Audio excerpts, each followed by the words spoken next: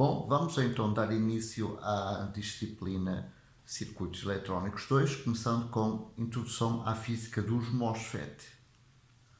Portanto, MOSFET vem do inglês Metal Oxide Semiconductor Field Effect Transistor, ou transistor de efeito de campo metal óxido semicondutor.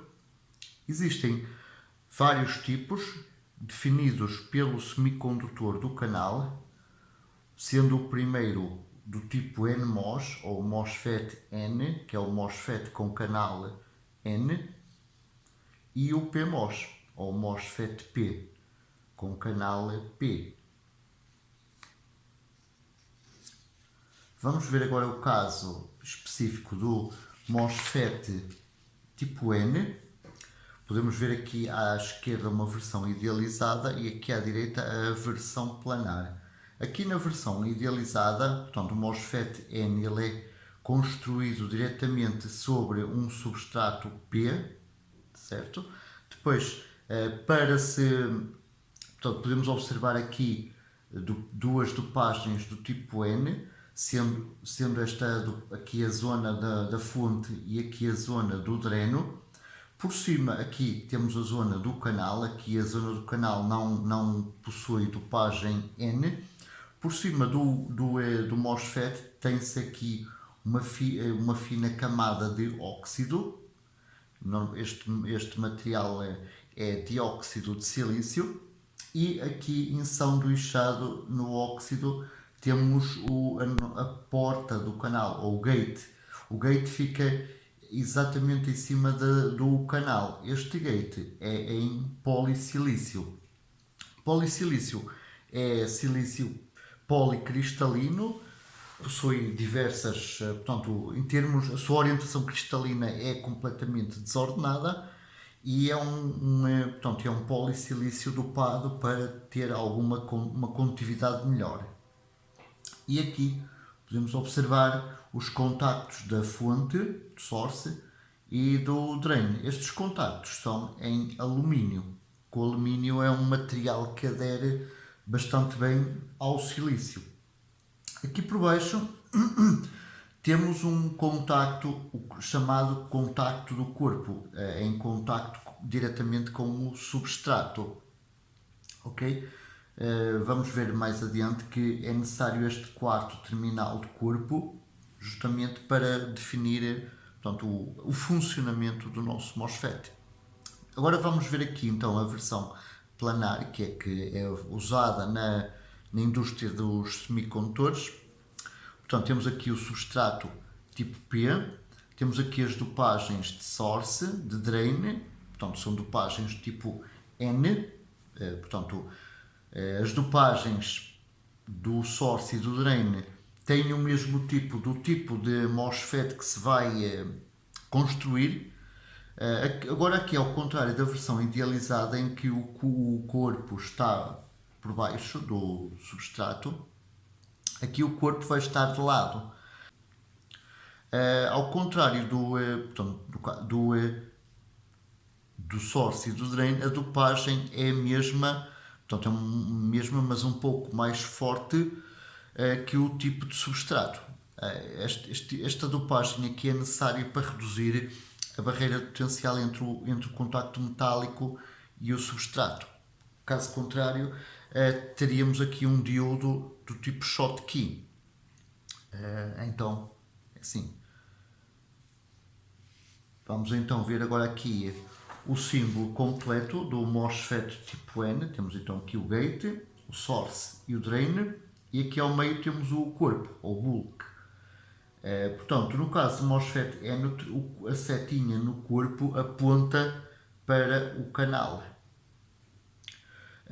Portanto, normalmente o terminal do corpo ele liga na fonte e, portanto, ou liga na fonte ou liga, no caso do MOSFET N, ou liga no potencial mais baixo.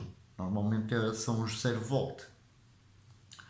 Portanto, quando a gente tem essa informação de forma implícita, para que os circuitos não fiquem muito sobrecarregados, usa-se o símbolo de 3 terminais. Então, temos aqui representado o gate, o drain e o source. No caso do MOSFET N, a tensão, o potencial no drain é maior que o potencial no source, ok?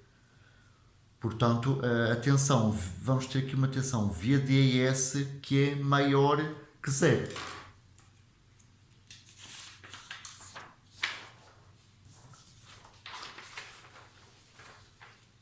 Portanto, então, resumindo aqui as ideias, normalmente então o bulk liga a ground ou ao source e agora porque é que tem que existir este terminal de bulk, corpo? Porque o potencial de bulk ajuda a definir a tensão limiar de condução, o VTHN, no caso do que é maior que zero, no caso do NMOS. Vamos ver aqui os parâmetros básicos da geometria do MOSFET N, são eles o comprimento L e a largura W. Vamos ver aqui uma vista de cima, passa a redundância. Então, no caso, temos aqui, portanto, aqui um retângulo.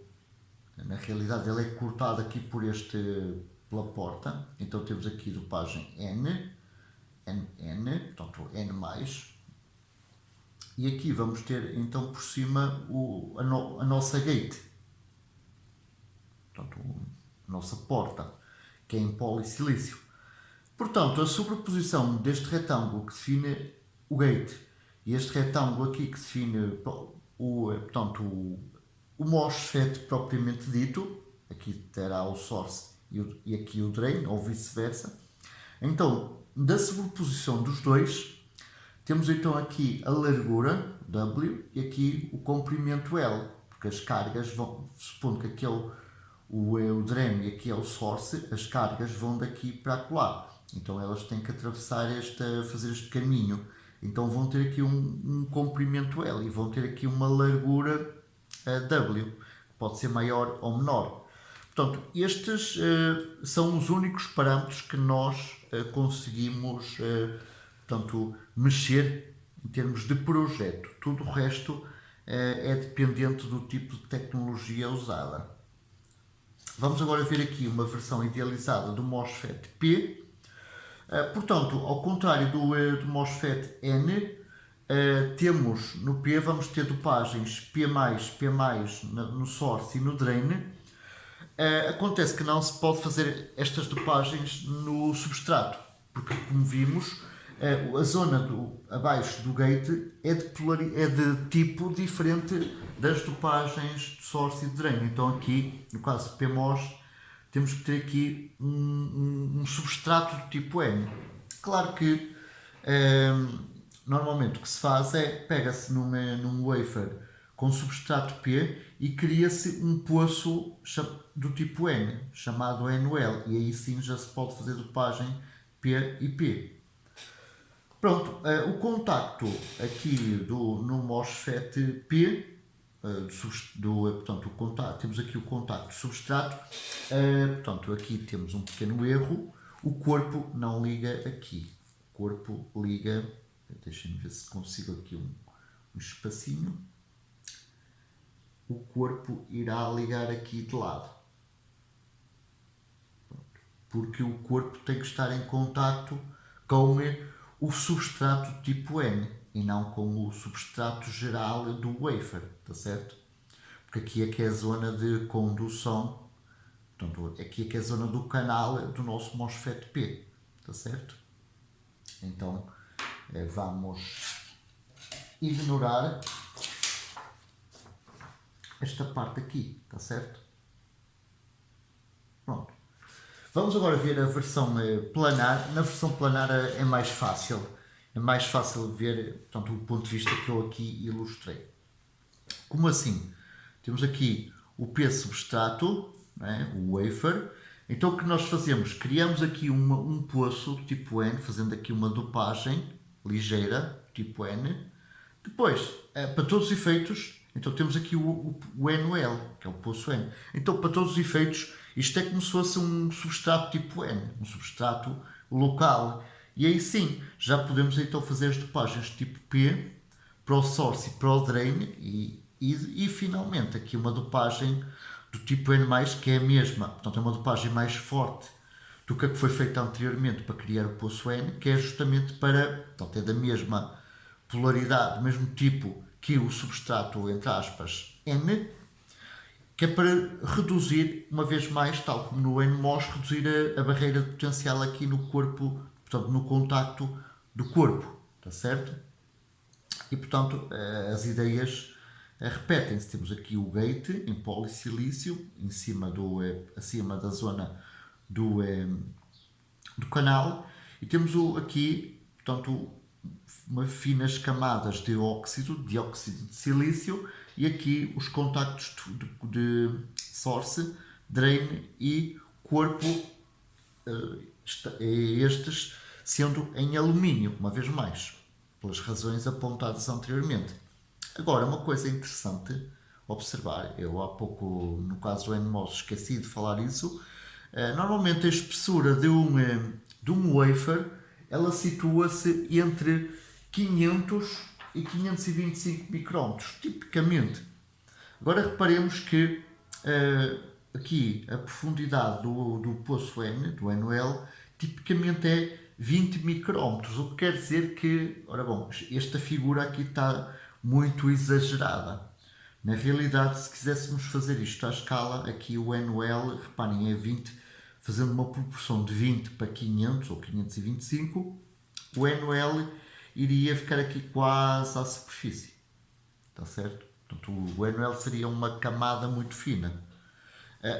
E aqui, em relação às dopagens P e N, tal como acontece no NMOS, estas dopagens, a sua profundidade típica vai de 2 a 4 micrômetros, o que quer dizer que, se quiséssemos representar isto à escala, a gente nem conseguiria ver aqui na figura as dopagens. Portanto, moral da história, no MOSFET, no MOSFET planar, a dopagem é praticamente superficial, porque, por razões óbvias, não é? Bom, isso pode causar alguns problemas, se a gente tiver aqui impurezas, não é? Se a câmara limpa, se a sala limpa não for suficientemente limpa, que não consiga eliminar a existência de poeiras e outro tipo de impurezas, quando a gente fizer as deposições destas camadas, vamos ter problemas de adesão, porque elas vão sair. E além disso, vamos ter também contaminação das dopagens, porque elas são superficiais e, portanto, vão ser mais sensíveis a essas impurezas. Bom, vamos agora ver aqui então o símbolo completo e o símbolo de 3 terminais do MOSFET P. É muito parecido com o do MOSFET N, reparemos aqui, temos o gate, o drain e o source e o corpo. Só que ao contrário do que acontecia no MOSFET N, a setinha do corpo aponta para fora, está certo? Porque o canal é do tipo P, então a seta não pode apontar para o N. Aqui, isto é, a seta não pode apontar para o P do canal, tem que apontar para o N, que é o que não existe, não é? Bom, vamos ver aqui o símbolo de 3 terminais. Então temos aqui o gate, o source e o drain, está certo? Repare-se que agora o source aparece em cima e o drain em baixo. Aqui vamos ser um pouco consistentes e usar a seguinte lógica. Num esquema, o terminal que está sempre em cima tem sempre um potencial relativamente aos que estão em baixo. Então aqui o potencial de fonte VS é maior que o VD. E portanto, antes tínhamos uma tensão drain source, agora temos uma tensão source drain, ou VSD. Portanto, podemos fazer então aqui as mesmas considerações que fizemos relativamente ao MOSFET N. Portanto, aqui normalmente o corpo liga a VDD e também pode ligar a source. O terminal do corpo ajuda a definir a tensão limiar de condução, neste caso que é o VTHP. Este VTHP é negativo, é menor que zero, contrariamente ao VTHN, que era positivo. uma vez mais, possuímos o mesmo conjunto de parâmetros básicos da geometria, no caso o MOSFET P, que é tal como acontecia no MOSFET N, temos o comprimento L e a largura W. Então podemos ver aqui uma vista de cima. Então antes tínhamos este retângulo aqui e este aqui, do gate. Só que antes tínhamos aqui N+, e aqui N+. Agora vamos ter P+, e P+, porque se trata de um MOSFET tipo P. Temos a porta, em polissilício. Agora vamos ter um retângulo adicional, que representa o N e o L, porque não nos esqueçamos que isto aqui, portanto, esta zona aqui do papel, é o substrato, que é um substrato tipo P. Então, olhando para aqui, a gente vê claramente que se trata de um MOSFET tipo P, por causa temos ali o NL. Pronto, em relação à largura, então é esta, aqui, é a largura deste retângulo, e o comprimento é definido pela sobreposição deste retângulo com o retângulo do polissilício de gate. Bem, vamos ver aqui um caso paradigmático. Aqui falamos em fonte e drain, só que o que vai definir fonte e drain num MOSFET, portanto, ao contrário do bipolar, que os terminais de emissor e coletor estão perfeitamente definidos, pela seguinte razão. Vamos desenhar aqui essa razão. Temos aqui o emissor, a base e o coletor. Podemos observar então que a estrutura ela é extremamente assimétrica. Portanto, reparemos que não podemos. A gente aqui, se ligarmos isto ao contrário, o emissor não se vai comportar como coletor e vice-versa. Isso não vai acontecer. Eventualmente vamos ter um quarto modo que foi aprendido em circuitos eletrónicos 1, que é o modo ativo inverso, que é muito pouco usado em amplificação. Aqui no MOSFET, como como a gente viu, tínhamos aqui as dopagens e aqui a porta em cima. Reparemos eventualmente aqui o corpo de lado, mas o corpo não entra aqui neste raciocínio. Vamos esquecê-lo. Reparemos, se eu chegar aqui, se ligar isto assim e assim, não é?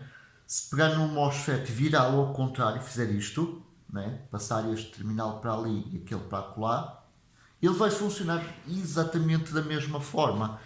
Claro, se o corpo não estiver ligado a nenhum destes dois terminais. Se o corpo estiver ligado aqui em C, este aqui em A, este em B, temos um funcionamento. Se eu chegar aqui e fizer A e B, tenho exatamente o mesmo funcionamento, porque o MOSFET ele é simétrico, está certo? Atenção, se eu inicialmente tiver isto, já não vai acontecer, ele já não vai funcionar dessa forma, ok?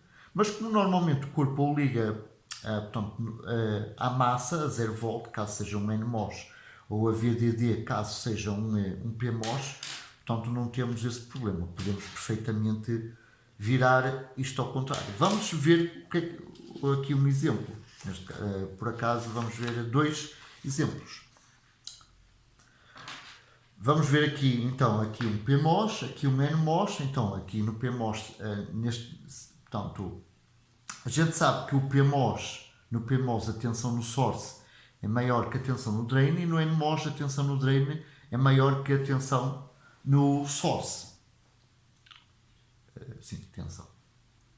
Já agora, eu falei em potencial e em tensão, portanto, anteriormente falei em potencial VD e VS. Na realidade, VD também é uma tensão se estiver referenciada a 0 volt, está certo? Então, sempre que eu falo num potencial ou numa tensão de VD ou VS, é um valor referenciado a 0 volt. Então vamos ver aqui este esquemazinho. Temos aqui um PMOS, um NMOS, temos aqui um circuito que não importa, temos aqui a ligação a esse circuito, temos aqui uma chave dupla de posição 1, 2 e aqui uma outra chave articulada de cima com as mesmas posições, 1, 2. Portanto, o que significa isto? Significa que se esta chave estiver ligada aqui em 1, a de baixo também vai estar ligada em 1, está certo? Então, aqui neste exemplo, em cima temos 5 volts no terminal 1, 2 volts no 2, 1 volt no 1, 2 volts no 1 e 5 volts no 2. Tá? Temos o contrário. Então, se tivermos a chave na posição 1, reparemos o seguinte.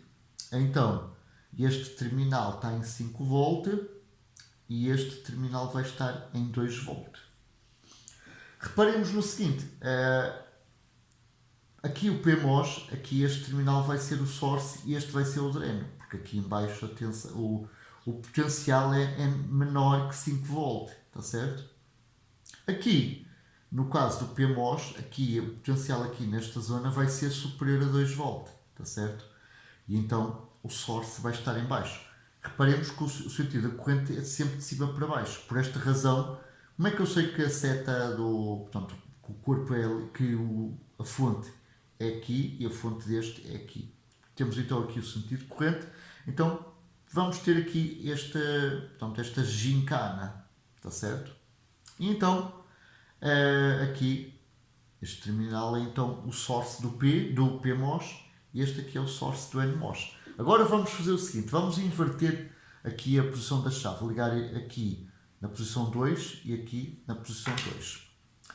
Reparemos que aqui este potencial é o menor de todos e este aqui é o maior de todos, está certo? Então a corrente vai passar a fluir de 5 volt para 2 volt. Ok? Portanto, a corrente vai de baixo para cima, porque aqui temos 5 volt e ali temos 2 volt. Portanto, fazendo aqui este exemplo, portanto, a corrente faz isto aqui, então quer dizer que o source é este aqui, passa a ser este. Portanto, anteriormente o source do PMOS é, aqui está um bugzinho, só. Ok, agora sim. Então, anteriormente o source do PMOS era em cima, não é? Porque estava ligado no potencial mais alto. Agora o source é em baixo, porque o potencial mais alto é este aqui, seja lá qual ele for.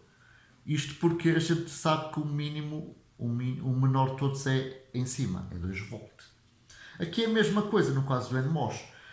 O potencial mais baixo era 2 volts e portanto o source dele estava em 2 volts.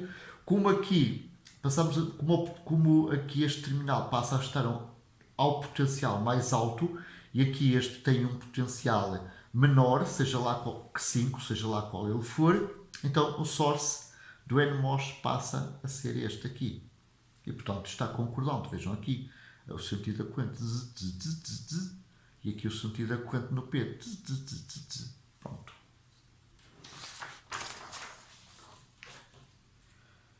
Pronto, em termos de percepção, portanto, em termos gerais, no PMOS nunca esquecer que o VS é maior que o VD e no NMOS o VD é maior que VS. E caso o corpo esteja ligado a um terminal que não seja nem o drain nem o source, então a gente pode ligar, é indiferente a forma como ligamos o source e o drain. O que vai definir o que é source e drain é o circuito que a gente vai ter implementado. Bom, então mudando agora um pouquinho de assunto, vamos agora começar a ver, portanto, algumas características elétricas do MOSFET, começando pelos modos de operação. Existem 4 modos: o modo linear ou tríodo, o modo de saturação, o modo de corte e o modo de subthreshold. Então, vamos começar aqui pela caracterização dos modos de operação. Para isso, vamos socorrer de um NMOS, portanto, ligando o seu corpo a 0 volt. Então, se o corpo está ligado a 0 volt, a gente tem essa informação, está certo? Então, podemos usar aqui o símbolo de 3 terminais. Uma coisa importante, se o corpo está ligado a 0 volt, aqui neste circuito, reparemos que o source também está em 0 volt. Então a tensão VSB, que é o VS menos VB, é igual a 0 volt, porque tanto o source como o bulk têm o mesmo potencial, que é 0 volt. Então, a gente vai ver mais adiante porque é que isso acontece. A tensão limiar de condução VTHN é igual à tensão limiar de condução VTHN 0. Para já, nada de pânico, ok? Vamos só imaginar que existe uma tensão VTHN que é igual a VTHN 0. Vamos então montar aqui o setupzinho para caracterização dos modos de operação. Temos então aqui o NMOS. Aqui entre o gate e o source liga-se uma fonte portanto, de tensão variável, ajustável manualmente. Aqui entre o drain e o source vai-se ligar uma tensão VDS, também ela ajustável. E em série há um perímetro para medir a corrente que flui no MOSFET. Agora uma coisa importante relativamente à tensão gate source. Portanto, o que vamos fazer é variar o VDS de 0 até onde for, não é? Mantendo o VGS constante. O que quer dizer que vai-se ter uma família de curvas do tipo IDS em função de VDS para diversos VGS. Portanto, o VGS é um parâmetro. Tá?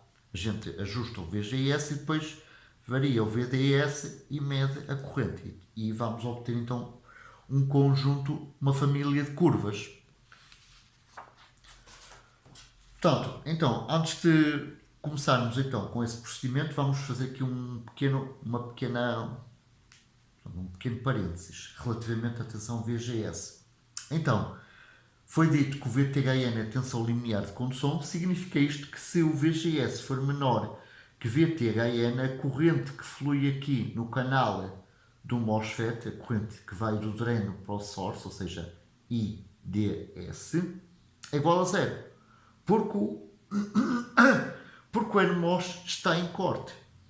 Bom, na realidade, se o VGS for menor que VTHN, temos uma corrente que é muito pequena, que é da ordem dos nanoampere, ok? Mas dá jeito a gente assumir que é assim. Porque a corrente é tão baixa, comparada com a corrente de condução, que nos dá jeito, então, assumir isso. Bom, caso contrário, analisar os circuitos não seria tarefa fácil. Vamos aqui ver a nossa curvinha. Então, vamos supor então que o VGS é fixo, no caso do NMOS, okay? Ou VSG, no caso do PMOS. Aqui em ordenadas temos a tensão VDS, que é que nós vamos variar. Portanto, ok? Que é que nós vamos variar. E aqui eu disse ordenada não, aqui em abscissa temos o VDS. E aqui em ordenada temos a corrente IDS, que é que nós vamos medir. Temos aqui então dois pontos importantes, o VGS menos VTHN, e temos aqui VBD. Bom, o VGS menos VTHN define a fronteira entre a região linear ou triodo e a região de saturação. Uma coisa importante, aqui em MOSFET, ao contrário do que acontecia no bipolar, saturado é que é bom. Tá? Depois temos aqui a tensão VBD, que é Voltage Breakdown, BD, portanto, breakdown, que separa a região de saturação e a região em que a corrente dispara e provoca a destruição do MOSFET. Agora vamos fazer aqui uma pequena parte. Temos aqui o VDS, para o caso do NMOS, está certo? VGS menos VTH e VBD. Temos o IDS. Também podemos fazer um gráfico parecido para o PMOS. E neste caso o VDS é substituído pelo VSD. E aqui este ponto é definido por VSG mais VTHP, que é a tensão limiar de condução do PMOS. Reparem, aqui o VTHN ele é positivo, então aqui vamos ter VGN menos uma quantidade positiva. O VTHP ele é negativo, então vamos ter VSG menos uma quantidade negativa, está certo? A corrente passa a ser ISD. Então vamos ver o que é que acontece no caso do NMOS. Portanto, para VDS igual a 0, a corrente IDS é 0. À medida que aumentamos o VDS, a corrente vai aumentando de forma quadrática, até que chega à zona de saturação. Então aqui na zona de saturação, por mais que a gente aumente o VDS, a corrente é sempre a mesma. Está certo? A partir de um determinado momento, caso a tensão suba acima de VBD, temos a destruição do MOSFET, porque a corrente, entretanto, aumenta descomunalmente. Portanto, então, temos então aqui VDS SAT, VDS de saturação, que é igual a VGS menos VTHN, que delimita as regiões de linear da desaturação. Então, como foi dito, a corrente, portanto, a curva que nos dá a corrente IDS em função de VDS é uma curva parametrizada por VGS. E, portanto, se VGS for menor ou igual que VTHN, então a corrente IDS é igual a 0. Eu anteriormente falei em menor, mas como vamos ver nas equações, se o VGS for igual a VTHN, apesar de tecnicamente o MOSFET estar em condução, a corrente é 0. Bom, vamos ver o que é que acontece em termos. Porque é que temos aquela curva anterior? Portanto, temos então aqui o nosso MOSFET N em corte, temos aqui o P substrato que coincide com o corpo, tá? Então, como ele é NMOS, o corpo liga a 0 volt. Temos aqui a tensão VGS, que liga entre 0 e o gate, tá? Aqui temos o VDS, que liga entre o dreno e o source, porque a tensão VGS é daqui do gate para o source. O source também está ligado a 0 volt. Então temos aqui tudo já, não é? Temos então aqui o VGS, temos aqui o VDS, então aqui o VGS, portanto vamos ter aqui um potencial positivo, aqui um potencial negativo, está certo? Vamos ter aqui a polarização do óxido, ok? Então aqui como temos positivo em cima, vamos ter aqui a atração de cargas negativas e aqui repulsão, entre aspas, de cargas positivas. Temos então aqui a polarização do óxido. E portanto vamos ter aqui um campo elétrico, deste ponto para este. Esse campo elétrico vai atrair cargas negativas, elétrons, para esta zona aqui e vai repelir, entre aspas, cargas positivas, ou seja, lacunas. Portanto, a zona aqui debaixo do gate vai comportar-se cada vez menos como semicondutor P e mais como semicondutor N, tá? Temos atração de cargas negativas e repulsão das nossas lacunas, entre aspas, de cargas positivas. E, portanto, o que vai acontecer é que o canal vai tornando-se condutor. Portanto, vamos começar a ter aqui o estabelecimento de uma zona do tipo N. E, portanto, aqui o source vai começar a ligar-se, portanto, ao drain. Em termos práticos, isto acontece para VGS maior ou igual que VTHN, mas não nos esqueçamos que, em rigor, para tensões VGS menores que VTHN, vamos ter aqui já algumas cargas negativas atraídas para esta zona. E então já temos o estabelecimento de uma corrente, mesmo que pequena, do drain para o source. Bom, mas vamos admitir que para VGS menor que VTHN, a corrente daqui do drain para o source é zero. Tá? Portanto, a análise do NMOS é feita para se obter a corrente IDS, corrente Drain Source, em função de VDS, com um VGS fixado. Então, portanto, como parâmetro. Portanto, aqui o VGS ele é fixado, por exemplo, a 1 volt, e depois então vamos variar aqui o VDS de 0 até à tensão que for, sem destruir o MOSFET, e obter, portanto, a curva da corrente IDS. No caso do PMOS, o procedimento é o mesmo, é obter ISD em função de VSD, com VSG fixado como parâmetro. Então,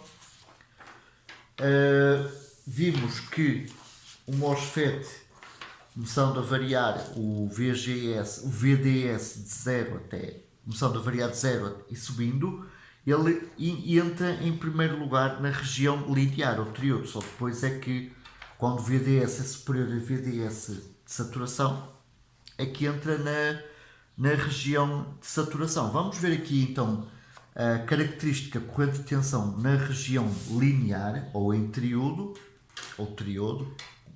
isto é conforme a escolha do cliente. Então, para o caso do NMOS, temos IDS igual a µN, CO óxido, largura sobre o comprimento vezes, abrir parênteses reto, VGS menos VTHN, vezes VDS menos 1 meio de VDS ao quadrado. Lembram-se de eu ter falado numa curva quadrática, um aumento quadrático. Cá está a razão, é devido a VDS ao quadrado. Bom, aqui VGS menos VTHN é maior que 0, o VDS, claro, também é maior que 0. Então, para VDS menor ou igual que VGS menos VTHN, tudo isto aqui é maior que 0, está certo? E crescente. Bom, como eu disse há pouco, a largura e o comprimento são os únicos parâmetros que nós conseguimos mexer quando projetamos um circuito. O resto não. Neste caso, o µN e o CO óxido são parâmetros dependentes da tecnologia. O µN exprime-se em cm² volt menos 1 segundo menos 1, é um parâmetro da tecnologia, e o CO óxido é a capacidade por unidade de área. Normalmente, usando unidades SI, exprime-se em Faraday por metro quadrado, ou Faraday metro menos 2, que também é um parâmetro da tecnologia, e depende da espessura do óxido fino por baixo da porta. No caso do PMOS, temos uma equação similar. Temos a corrente ISD, que vai do source para o drain. Aqui, ao invés de ter µN, passamos a ter µP, tá? Vezes CO óxido, vezes a relação da largura sobre o comprimento, vezes, abrir parênteses reto, VSG mais VTHP, este fator aqui é maior que 0, vezes a tensão source drain menos 1 meio de VSD ao quadrado. Aqui o VTHP é menor que 0, portanto isto aqui é maior que 0, e isto aqui vai-se para VSD menor ou igual que VSG mais VTHP, portanto tudo isto vai ser maior que 0. E uma vez mais temos aqui os parâmetros da tecnologia, o µP e o CO óxido. O CO óxido do MOSFET P normalmente é o mesmo do CO óxido do MOSFET N, porque eles são, portanto, usando uma tecnologia planar, eles são feitos, as suas portas são construídas em simultâneo, e por essa razão, na maior parte das tecnologias, as capacitâncias por unidade de área são iguais. Bom, vamos ver o que acontece quando o VDS é muito pequeno, ou seja, muito próximo de 0. Quando isso acontece, No caso do NMOS, a corrente IDS é aproximadamente isto que aqui está. O termo quadrático desapareceu, porque o quadrado de uma coisa pequena é muito menor que a coisa pequena. Está certo? E temos então a mesma uma equação parecida para o PMOS também.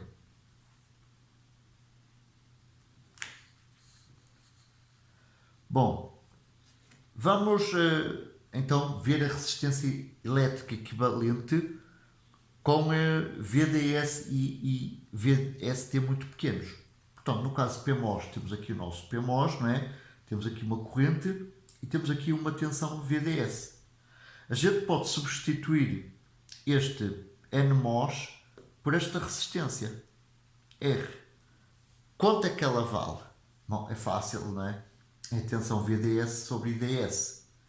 Reparemos que VDS sobre este IDS que aqui está, o VDS que está aqui em denominador vai cortar com o de numerador. E então a resistência elétrica é 1 sobre isto que aqui está. µN, C é óxido, largura sobre comprimento, vezes VGS menos VTHN. Para o caso do PMOS, temos uma expressão similar. Atenção, isto só é válido para VDS ou VSD muito próximos de zero. Ou seja, além de estarem em triudo, essas tensões têm que ser muito próximas de zero. Vamos agora caracterizar o modo que nos interessa, que é o modo de saturação. Ok? Que é esta zona aqui. Antes disso, uma vez mais, esta forma aqui não parece, mas isto aqui é uma função quadrática. Obviamente a concavidade está virada para baixo porque temos menos VDS ao quadrado. Tá? Então, indo aqui à nossa região de saturação, que é o que nos interessa agora, portanto, o NMOS está em saturação se o VDS for maior ou igual que VDS SAT. Esse VDS SAT é VGS menos VTHN. E ainda o VGS tem que ser superior ou igual que VTHN, isto é, o MOSFET tem que estar em condução, não pode estar em corte e tem que ter a condição de saturação.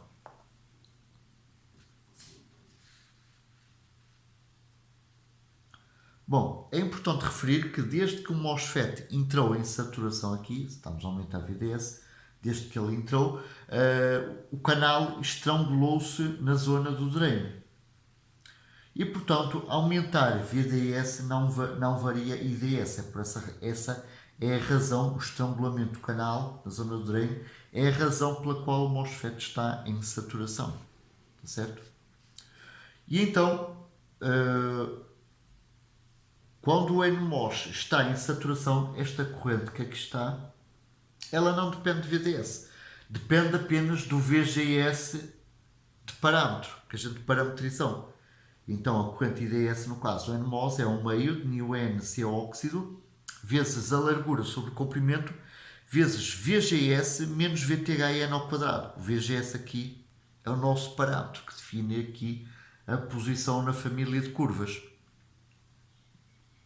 Uma coisa importante, isto é para ficar sabido, porque vai ser sempre usado. Isto aqui é um dogma, digamos que é o primeiro mandamento dos MOSFETs. Bom, então também podemos obter a mesma uma expressão similar para o caso do PMOS. Isto é, corrente source drain é igual a 1 meio de µPC óxido, largura sobre comprimento, vezes VSG mais VTHP ao quadrado. Reparemos, aqui temos menos e valor positivo, aqui temos mais valor negativo, que é a mesma, que é uma coisa parecida, está certo? Então, isto é para ficar sabido. Então, isto é para ficar sabido, decorado, etc. Porque isto vai ser sempre usado. Então, conclusão importante na saturação. A corrente IDS é fixa e independente de VDS. E, portanto, é interessante observar o seguinte, como o VGS é um parâmetro, não é? E se a gente pendurar alguma coisa no terminal do drain, A corrente é sempre a mesma, desde que o MOSFET esteja em saturação e, portanto, ele comporta-se como fonte de corrente. Então, podemos ter esta implementação. Temos aqui um circuito, seja lá qual ele for, alimentação VDD 0, e aqui temos uma fonte de corrente, I0. Essa fonte de corrente pode ser substituída por um NMOS, tá? Cuja corrente IDS seja igual a I0. Daqui. Claro, na condição de ele estar em condução, como é óbvio, não é? Senão não temos corrente. E além disso, atenção aqui, VDS ser maior ou igual que VDS SAT, isto é, atenção, entre estes dois terminais, o VDS ser maior que a tensão entre estes dois terminais, que é o VGS, menos o VTHN.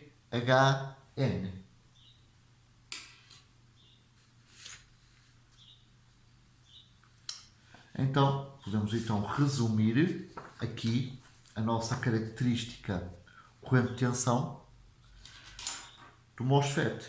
Então temos aqui várias curvas IDS para um VGS1, para um VGS2 maior que VGS1 e para um VGS3 maior que VGS2. Reparemos que aqui este patamar, a corrente IDS é maior à medida que o VGS aumenta. O que a gente já viu anteriormente aqui.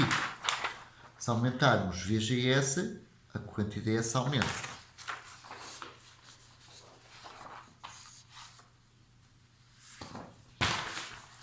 Agora uma coisa importante, a tensão VDS-SAT,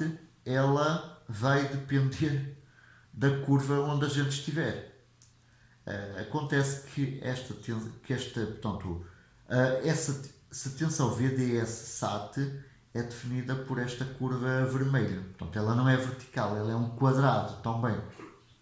Então, o VDS-SAT para VGS1 é um determinado valor e para o VGS2 ou VGS3 são outros valores distintos, mas conhecidos devido a esta curva quadrática.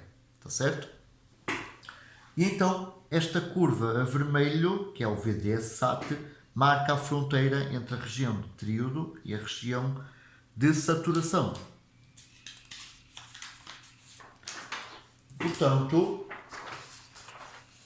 vimos já que na saturação, neste caso o MOSFET N, as mesmas ideias aplicam-se ao MOSFET P.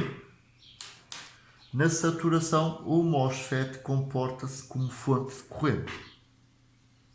E o ajuste de VGS permite ajustar a corrente IDS, que é um avanço significativo se a gente quiser implementar uma fonte de corrente em termos eletrónicos. Bom, aqui uma pequena definição, a tensão de overdrive, VOD. Essa tensão overdrive é definida por VGS menos VTHN. Bom, então, a moral da história é que o MOSFET só conduz para uma tensão de overdrive superior ou igual a 0. Basicamente é mais uma definição redundante. Portanto, se VOD igual a 0, o MOSFET está off, ou se menor que 0 também, não é? Se VOD é maior que 0, o MOSFET está on. Ora bem, está on, caso independentemente de estar em tríodo ou em saturação. Ora bem, a gente pode ver aqui um exemplo de uma fonte de corrente variável. Então temos aqui uma fonte de corrente cuja corrente I0 é variável e então podemos implementá-la desta forma. Temos aqui uma tensão VGS que é variável e é essa tensão VGS, portanto, em conjunto com os parâmetros da tecnologia e o tamanho deste MOSFET, quer a sua largura, quer o seu comprimento, que vão definir esta corrente I0, que é a corrente drain source. Então podemos estar aqui a mexer, a variar esta tensão VGS, não é? Que vamos variar aqui a corrente zero. Agora uma coisa importante, não nos podemos esquecer que temos aqui alguma coisa pendurada também. E essa coisa pendurada vai fazer com que a tensão VDS varie com VGS. Nós não sabemos, nem nos importamos muito com isso, mas é importante que quando variamos aqui o VGS, que o VDS SAT, portanto que o VDS seja sempre maior que VDS SAT, tá? Senão o funcionamento não é como esperado. Por exemplo, vamos imaginar que penduramos aqui um circuito e que a gente varia aqui o VGS, tá? Então, variando o VGS, aumentando, o VDS tem esta, portanto, o VDS tem uma variação tal que vamos ter isto assim, este comportamento. Contudo, como esta curva aqui está à direita daqui desta curva que marca a separação do tríodo e da saturação, então, portanto, a curva está sempre dentro para o circuito 1, está sempre dentro da saturação, então o MOSFET vai comportar-se sempre como fonte de corrente. Agora vamos imaginar que despenduramos o circuito 1 e penduramos aqui um circuito 2 e variamos então o VGS. Então vamos ter esta curva aqui. Reparemos que este percurso ele vai invadir a zona do tríodo. Tá? Então nesta faixa de variação que aqui está, de VGS, vai haver violação. Portanto o NMOS vai estar em tríodo. Claro que ele vai comportar-se na mesma como fonte de corrente, mas não é como uma fonte de corrente como a gente espera. Porque a corrente aqui já não é a mesma que a gente especificou. Tá? Portanto, ela aqui no tríodo, a corrente IDS já vai depender também da tensão VDS. E, portanto, já não vai ser o valor que a gente espera que seja. Então, agora que se sabe que o NMOS por correspondência o PMOS funcionam como fonte de corrente, vamos ver aqui o caso do NMOS, a implementação de fontes de corrente usando o NMOS, ok? Portanto, temos aqui então o NMOS, aqui um circuito, seja lá qual ele for, então se ele estiver saturado, então vamos ter em termos equivalentes o nosso circuito e uma fonte de corrente cujo valor é o IDS. Esta fonte de corrente ela é um poço ou sugadora de corrente. E portanto é então possível ajustar esta corrente sugada mexendo aqui em VGS. Tá bom? Uma vez mais, nunca esquecer que é necessário analisar o NMOS conjuntamente com o resto do circuito para garantir que ele esteja sempre em saturação, isto é, para VDS maior que VDS SAT. Bom, se tudo estiver bem e o NMOS estiver saturado, temos então esta equação. Portanto, é a equação que eu mandei, que eu disse que tem que estar sabida, está certo? Portanto, a corrente IDS só depende do VGS. Vamos ver agora o caso do PMOS como fonte de corrente. Basicamente é pegar aqui neste circuito e pronto, pegar aqui no circuito e fazer isto. Rodar a folha 180 graus. Imaginando que a folha aqui é transparente. Então aqui, este ponto passa a ser VDD e aqui, este ponto aqui, todo o circuito passa a estar aqui em baixo. Cá está ele. Neste caso, então, temos o PMOS em cima, ok? E ele é controlado por VSG, que é a tensão do source menos a tensão no gate. E então, isso é equivalente a termos aqui esta fonte de corrente. Isto está um bocado feio. Fazer isto. Pronto. reparemos que a fonte de corrente que agora temos é uma fonte, passa a redundância, do tipo fonte ou fornecedor de corrente. Antes tínhamos um poço ou sugador. Portanto, aplicam-se as considerações do NMOS, todas elas. Portanto, o PMOS está saturado se o VSG for maior ou igual que menos VTHP e a tensão de overdrive for maior ou igual que a tensão VDS-SAT. VST. Acho que não é assim. Vamos corrigir isto. Aqui não é overdrive. Aqui é VSG. Pronto. Então, o PMOS está saturado. Se tiver em condução, se o VSG for maior ou igual que menos VTHP e a tensão VSG for maior que a tensão VSD-SAT, isto é, o VSD-SAT é o VSG mais VTHP, fazendo o paralelismo com o NMOS. Portanto, a corrente então é esta, que já é conhecida na saturação, só depende de VSG. Tá? Pronto.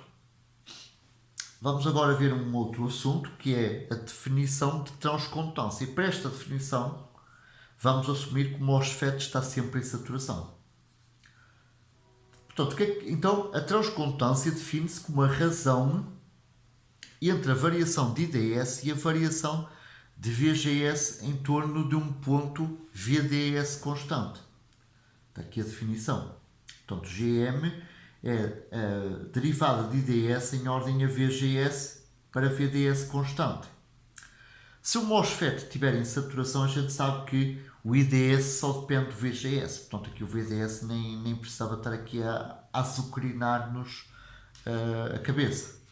Tá? Então, pegamos na expressão IDS que eu disse que tem que estar sabida, derivamos em ordem a VGS e obtemos então aqui a transcondutância do MOSFET N, que é µN, se é óxido, largura sobre comprimento vezes VGS menos VTHN.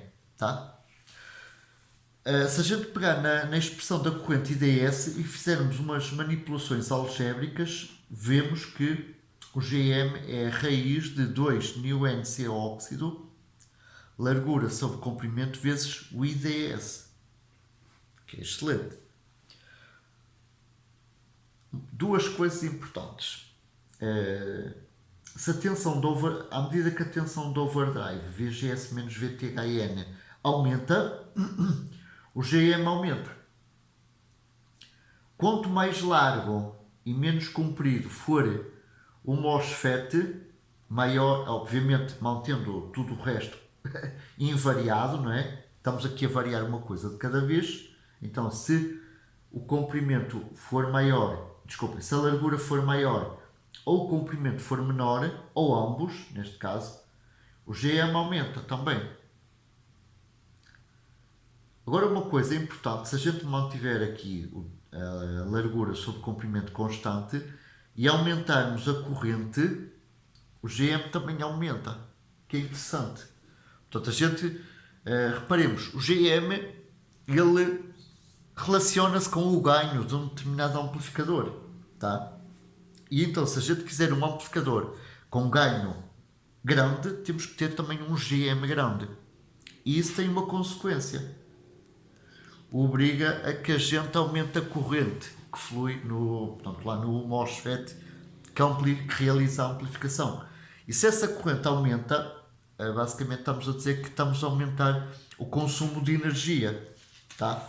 E aumentando o consumo de energia, obviamente, estamos a diminuir o tempo de vida útil da bateria, caso o circuito seja alimentado por bateria. Portanto, na física, a física é um trade-off. Portanto, a gente ganha numa coisa que é em termos de ganho, mas perde em termos de consumo de energia. Ou seja, vida útil, diminuição da vida útil da bateria.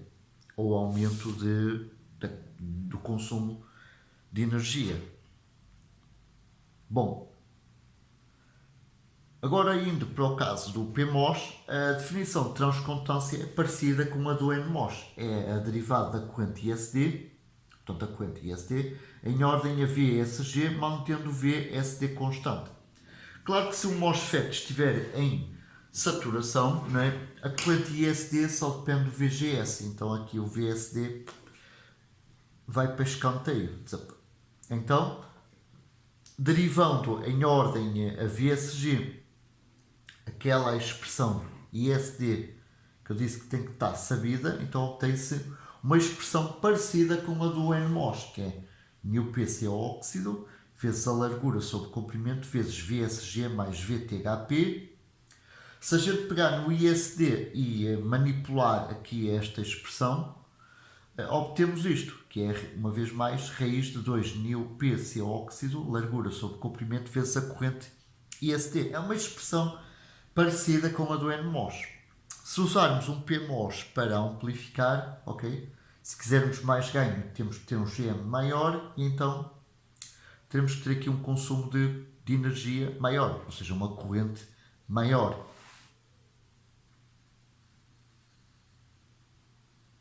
Bom, eu disse que as duas expressões anteriores têm que ficar bem sabidas e têm,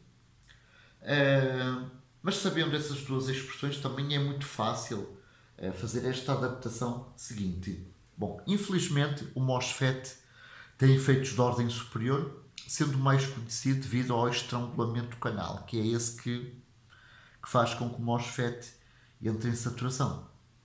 Portanto, esse efeito é denominado de efeito de modulação de comprimento de canal. Para tecnologias de comprimento de canal grande, esse efeito não é muito crítico. Agora, nas tecnologias atuais, portanto, as antigas de 2 micrômetros não tinham problema, 1 micrômetro também não. Abaixo de 1 micrômetro, e principalmente nas atuais, que temos comprimentos de canais de 65 nanômetro, 32 nanômetro, 7 nanômetro. Então, disse 7, não é 7. 7 é FinFET. Vamos parar nos 28 nanômetros, que é o mínimo que se consegue em termos de comprimento de canal no MOSFET. Então, o que é importante aqui referir é que quanto menor o comprimento do canal, portanto, mais rápido, isto é, mais implicação, portanto, a estrangulação do canal na zona do dreno tem no funcionamento do circuito. Vamos ver aqui uma coisa, um MOSFET muito grande, com um comprimento muito grande, tá? Que é o dreno, que é o source. Reparemos, o estrangulamento é isto, aqui. Para comprimentos muito grandes, este estrangulamento não tem grande problema. O problema é para MOSFETs com comprimento de canal muito pequeno. Eu aqui vou exagerar descomunalmente, não é? Reparemos que aqui o estrangulamento está muito próximo do source, está certo? Então já vai ter mais implicação no funcionamento. Neste caso na corrente IDS e IST, no caso do PMOS. Bom, esse efeito é o seguinte, portanto, esse efeito vai, no caso da saturação, vai-nos alterar a expressão da corrente. A corrente IDS passa a ser esta que está aqui. Portanto, temos aqui o valor ideal, que é o que eu disse que tem que ficar sabido. Esse valor ideal vai ser corrigido por um termo adicional f de lambda. Portanto, lambda é o coeficiente de modulação de comprimento de canal, está certo? E quanto maior o efeito que se faça sentir, maior é o valor de lambda. E a função f de lambda é dada por 1 mais lambda VDS. Aqui o VDS já começa a chatear-nos a cabeça, não é? E este VDS, portanto, e esta função f de lambda é uma função que modifica o IDS do valor ideal. Bom, mas isto também não é difícil de interiorizar. É só multiplicar a equação que é preciso ficar sabida por esta função modificador, 1 mais lambda VDS. Portanto, antes, idealmente o lambda era 0, não é? Quando não existia o efeito de modulação de comprimento de canal, e portanto o f de lambda era igual a 1, e então tínhamos a expressão ideal para a corrente IDS. Agora não.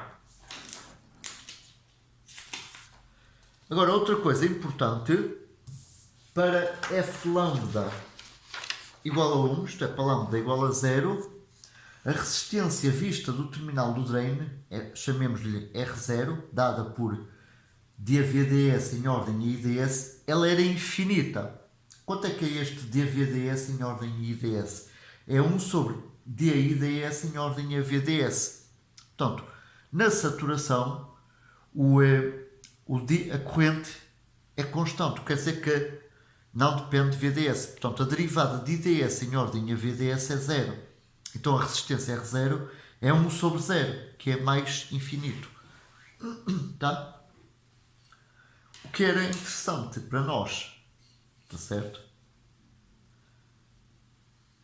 Agora, com f de lambda diferente de 1, o R0, tá? Que é dVds em ordem a ID, é 1 sobre IDS em ordem a VDS, que é a derivada da expressão anterior, que é a corrente IDS ideal vezes o f de lambda. Então, se a gente fizer a derivada da corrente IDS ideal vezes o f de lambda, okay, obtemos esta expressão, 1 sobre 1 meio de lambda, μn é o óxido, largura sobre comprimento, vezes VGS menos VTHN. Ok? Portanto, aqui o R0 deixa de ser infinito. Claro que este valor que aqui está é pequeno. Então, o inverso de uma coisa pequena é uma coisa grande. Só que essa coisa grande não é infinita, é finita. Bom, também se consegue demonstrar que o R0, ok? Demonstrar não, isso é imediato. O R0 é aproximadamente 1 sobre lambda IDS. Se a gente olhar para aqui, para o denominador, se a gente tirar aqui o lambda, temos ali o meio μn CO óxido, largura sobre comprimento VGS menos VTHN ao quadrado. Isto aqui é o IDS ideal, está certo? Então R0 é 1 sobre lambda IDS. E pronto. Então o que é que nós temos agora? Anteriormente, na saturação, aqui a corrente, aqui estas curvas eram horizontais, agora temos aqui retas verticais, porque a derivada de IDS em ordem a VDS já é maior que 0, não é 0. E portanto o dVds em ordem a IDS é menor que infinito, e portanto finito. Portanto aqui o R0, a resistência vista do drain, é 1 sobre lambda IDS, é elevada mas finita. Em termos práticos, o lambda é da ordem de 0,01 a 0,2. Agora uma coisa é importante observar que aqui então na saturação portanto, deixamos de ter retas horizontais para ter retas oblíquas. Claro que estas retas estão muito exageradas, não é? Estão exageradamente com uma inclinação exagerada, apenas para visualização, mas na realidade, como o lambda é pequeno, aqui estas inclinações são pequenas também, quase horizontais, pelo menos a olho. Bom, aqui foi exagerado para que se veja que as retas na saturação, prolongando-as, todas elas vão se intersetar num único ponto. Mas uma vez mais, na realidade, esta inclinação é muito baixa.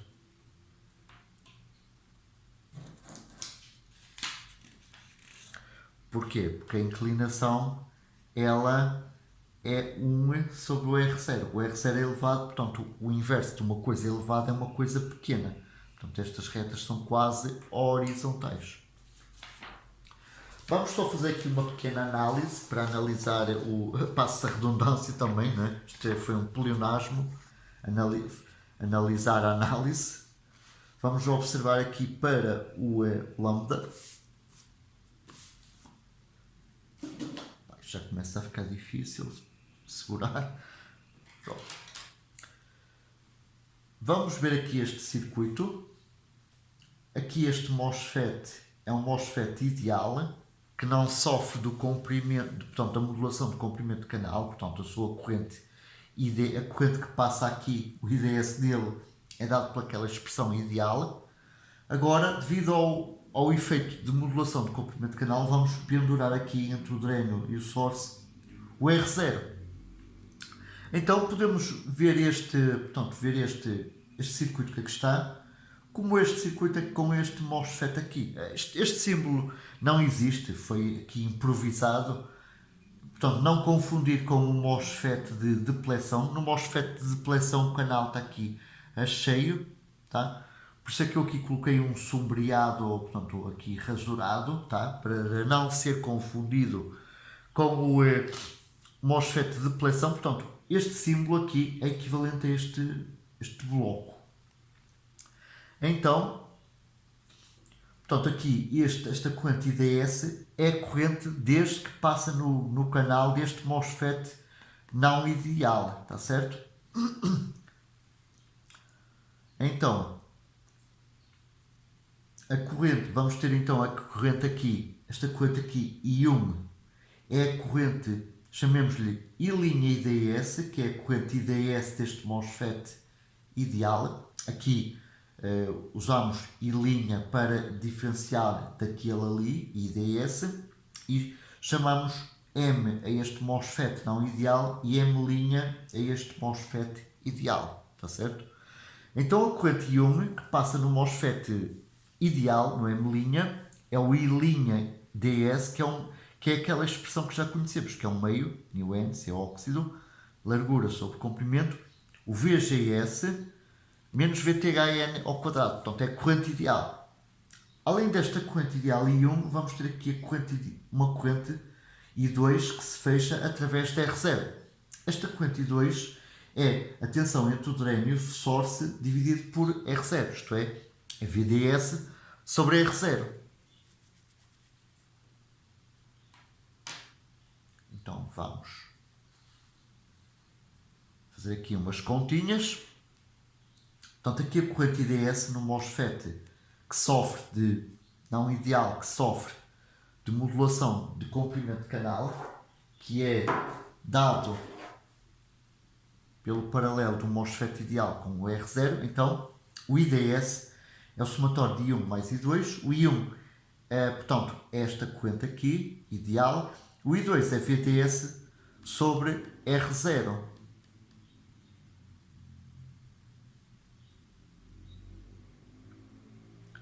Portanto, o IDS não ideal é este que temos aqui, que é a corrente ideal vezes a função modificadora, 1 mais lambda VDS. O I1 está aqui, está certo? O I2 está lá, que é VDS sobre R0.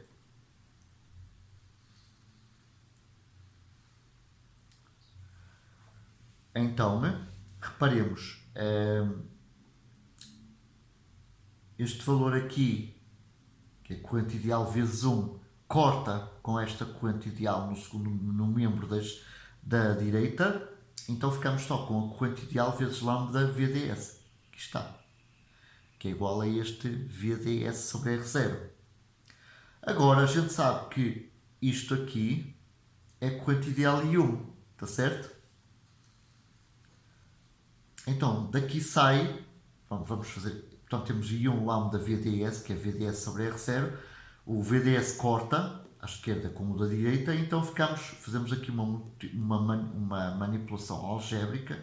Então ficamos com R0 igual a 1 sobre lambda I1. Que é, este I1 é a corrente ideal. Então, o R0 é 1 sobre lambda I' DS, que é a corrente IDS ideal. E, portanto, o I2 é lambda VDS vezes a corrente que flui no MOSFET. Para que é que foi feita toda esta parafernália, não é? Por assim dizer. É assim, se a gente for pegar num circuito real, com um MOSFET real, o que temos que fazer em primeiro lugar é calcular a corrente IDS ideal, está certo? E a partir dessa corrente IDS ideal, conhecido o valor de lambda, calculamos o R0. E então podemos ou analisar o circuito com o MOSFET ideal e com o R0 calculado, ou com um MOSFET real, mas aí temos que usar esta equação, que é a corrente ideal vezes a função modificadora. A resolução pode ser mais simples usando este modelo aqui, usando o MOSFET ideal e o R0 que foi calculado a partir da corrente ideal, tendo em conta que a corrente IDS que se vai ter agora é a ideal mais aquela corrente que se fecha através da R0. Por hoje é tudo.